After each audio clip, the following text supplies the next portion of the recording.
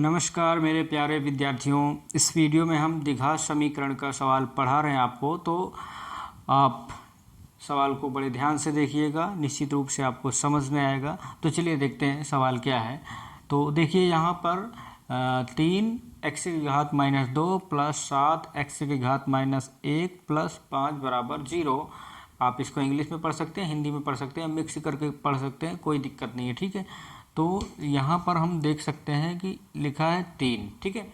अब यहाँ पर एक जानते होंगे नियम कि यदि किसी चर पद की घात जो है माइनस में होती है तो उसको हम किस तरह के लिख सकते हैं। इसको लिख सकते हैं 1/x²। तो इसकी घात क्या हो जाती है, धनात्मक हो जाती है, ठीक है। इतना तो आप जानते ही होंगे, ठीक। अब ये वाला प्लस है, ये 7 है। यहाँ भी x की घात -1 है, और जब घात माइनस में होती है तो इसको हम इस तरीके से लिख लेते हैं, ठीक है। इतना आपके समझ में आ गया होगा।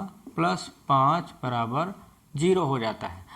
अब यहाँ पर हम मान लेते हैं कि इसको इस तरह भी आप लिख सकते हैं, पूरे की घात लिख सकते हैं, पूरे घात ऐसे लिख सकते हैं। तो यहाँ पर 1/x हम मान लेते हैं, माना 1/x बराबर y मान लिया हमने, ठीक है। अब जब इतना हो गया तो इसको लिख लेते हैं, 3 हो गया, और 1/x का मान कितना है, y है, तो यहाँ पे y² प्लस 7, 1/x का मान हम क्या रख लेते हैं, y प्लस 5 बराबर 0 हो जाता है, ठीक है। अब ये बन जाता है हमारा द्विघात समीकरण। अब इस द्विघात समीकरण को हम कैसे लगाएंगे, तो 5 तिहाई कितना हो जाता है, 15 हो जाता है, ठीक है। 5 तिहाई 5, और ये y² का गुणांक जो है 3 है, इसको गुणा करते हैं तो 5 तिहाई 15 होता है, और 15 के गुणनखंड करने पर हमें जोड़ने पर 7 आ जाना चाहिए, और ऐसा हो नहीं सकता है। जब इस तरह से नहीं होता है, गुणनखंड नहीं बनता है, तो हम श्रीधराचार्य सूत्र से इस सवाल को लगाते हैं। तो श्रीधराचार्य सूत्र जो होता है, तो सबसे पहले तो यहाँ पे हम देख लेते हैं, a बराबर कितना है, 3 है, b बराबर 7 है, और c बराबर 5 है।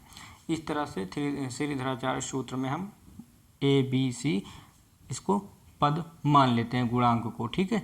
इतना हो जाता है। और श्रीधराचार्य सूत्र होता क्या है, तो श्रीधराचार्य सूत्र होता है y बराबर -b plus minus √b² - 4ac अपान 2a।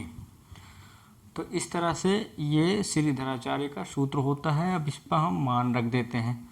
तो देखिए यहाँ पर -b लिखा है, तो माइनस यहाँ पे लिख दीजिए, कोई दिक्कत नहीं। b कितना है, b का मान यहाँ पे 7 है, तो 7 प्लस माइनस √√, भी कहते हैं इसको, b² मतलब इसी b बराबर 7 का स्क्वायर कर देते हैं। 4 गुणे a का कितना मान है, 3 है, तो यहाँ पे 3 लिख देते हैं, और c बराबर 5 है, बटे 2 गुणे a का मान कितना है, यहाँ पे 3 है, तो यहाँ पे 3 लिख देते हैं इसको। अब इसको सॉल्व करते हैं, -7 प्लस माइनस √7 7 49 माइनस 4 तिहाई 12 पंचे 60, और 2 तिहाई 6। इस तरह से ये सवाल हो जाता है, ठीक है।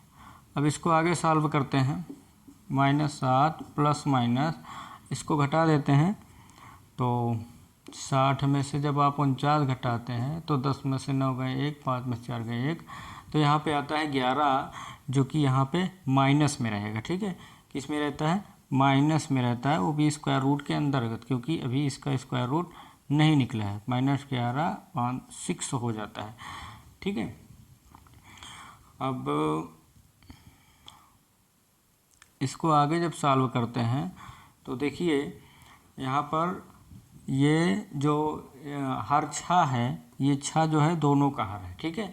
तो यहाँ पे इसको -7/6 लिख देते हैं, और उसके बाद प्लस माइनस, और 11 का जो वर्गमूल होता है वो निकलेगा नहीं, तो इसको ऐसे ही रख देते हैं और बटे 6 यहाँ भी रख दिया जाता है। ठीक है, तो इस प्रकार से यहाँ पर द्विघात समीकरण का जो सवाल है वो ये हमारा उत्तर जो है वो आ जाता है। ठीक है, तो ये आपका सवाल लग जाता है। और इसी तरीके के और भी सवाल हमारे साथ पढ़ने के लिए हमारे इस YouTube चैनल पर सर्च करें, आपको मिल जाएंगे। मिलेंगे अगले वीडियो में अगले द्विघात समीकरण के सवाल के साथ। तब तक के लिए जय हिंद,